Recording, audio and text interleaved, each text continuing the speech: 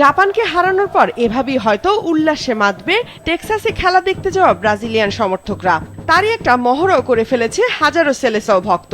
ম্যাচের একদিন আগে হিউস্টনের ওয়াটারফল পার্কে একত্র হয়ে বাদ্য বাজিয়ে নাচে গানে মেতেছে তারা। সবাইকে একত্রিত করেছেন ৪৬ বছর বয়সী লুইস কারভালহো নামের এক ব্যক্তির একটি প্রতিষ্ঠান।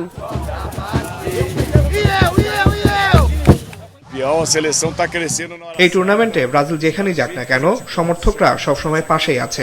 আমরা বিশ্বাস করি যে সমর্থন করছে সেই খেলছে, সমর্থনেই খেলা জিততে সাহায্য করে। উপস্থিত সবার গায়ে নেইমার ভিনিদের হলুদ সবুজ জার্সি, পতাকা, বিশ্বকাপ ট্রফির রেপ্লিকা নিয়ে এসেছেন তারা। ড্রাম বাজিয়ে উচ্চস্বরে গান গেয়ে জানান দিচ্ছিল মাঠেও তারা এভাবে সমর্থন দেবে প্রিয় দলকে।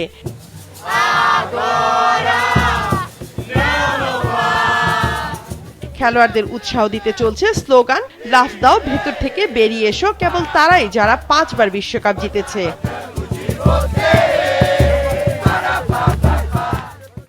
জয়ের ব্যাপারে আমি খুব আশাবাদী, তবে ম্যাচটা ৩-০ গোলের হবে বলে মনে হয় না।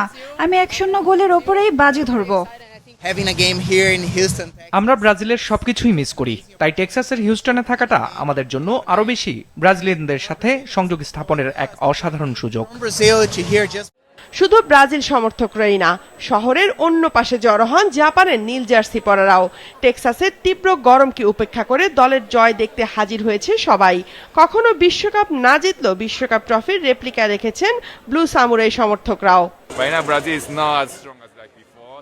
আমি আশা করছি ব্রাজিলের বিপক্ষে জেতার সুযোগ ঠিকই পাবো।